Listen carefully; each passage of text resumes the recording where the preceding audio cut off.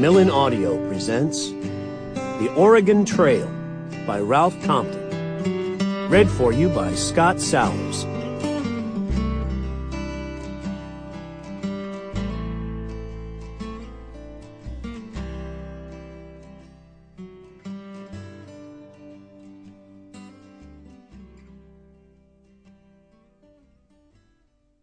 Independence, Missouri, May 20th, 1843.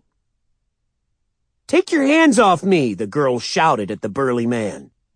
She had long corn-silk blonde hair, wore a light blue skirt and a white blouse with ruffles at the wrists and throat. Her tormentor seemed to tower above her, each of his huge hands imprisoning one of her slender ones. His hat was black, flat-crowned. He wore an expensive blue suit with coat and vest, a black string tie, and polished flat-heeled teamster's boots. Black shaggy hair curled down to the collar of his white boiled shirt. It was near the noon hour, and but for a pair of Texas cowboys coming down the boardwalk, the street was almost deserted. Both men were in high-heeled riding boots, rough range clothes, and high-crowned, wide-brimmed hats. While each had a tied-down Colt on his right hip, the oldest of the duo wore his butt forward for a crosshand draw. It was he who spoke. "By God, Waco, the skunks grow almighty big in Missouri. You gonna teach that bastard the error of his ways, or you want me to?" "Lou," said Waco Tilden, "you know skunk smell makes me sick to my gut. You just do what needs doing on the lady's behalf, and I'll side you. That varmint looks like the kind that's likely got a pistol under his coat or a pepper box up his sleeve." "Mister," Lou said quietly, "let the lady go. Then you will apologize for having bothered her." "Like hell," the big man snarled. "This is between me and her. It ain't none of your business."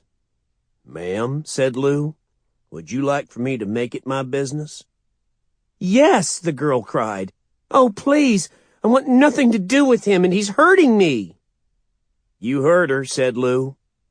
"Do you aim to turn around and face me like a man, or do I have to bust your skull with the muzzle of my Colt?"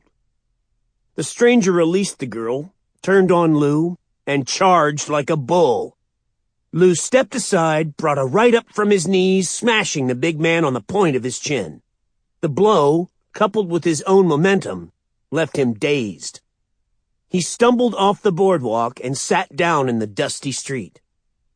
"You can end this now," Lou said, "by apologizing to the lady." "Damned if I will." "You're damned if you don't. I'm Lou Spencer.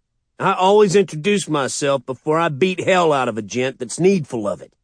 That's so he can come looking for satisfaction if he's of a mind to. Now get up." But when the big man moved, it wasn't to get up. His hand dipped under his coat, but it froze short of his pistol. Waco Tilden already had him covered. "Go ahead," said Waco. "He'll give me a chance to do what I've wanted to do ever since the lady hollered for help." "I'm all right," the girl said. "Let him go." "We can't do that, ma'am," Lou said. "Not without an apology." "Nobody kicks Jap Buckaloo around and lives to talk about it," the big man snarled, getting to his hands and knees. He staggered to his feet, his hands where they could be seen. "I'll stomp hell out of any varmint that abuses a woman," said Lou, "and that includes you. Now you tell the lady you're sorry, or we'll take up where we left off." "There's two of you bastards agin me," Buckaloo snarled, "but I ain't one to forget. For now, I got no choice, Sandy Applegate. I'm plumb sorry, Miss Uppity, that I laid a hand on you."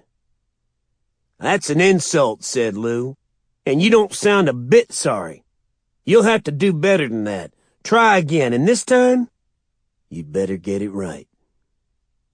Buckaloo deliberately faced the girl, and she paled at the fury she saw in his eyes. He spoke slowly, forcing out the words. Sample complete. Ready to continue?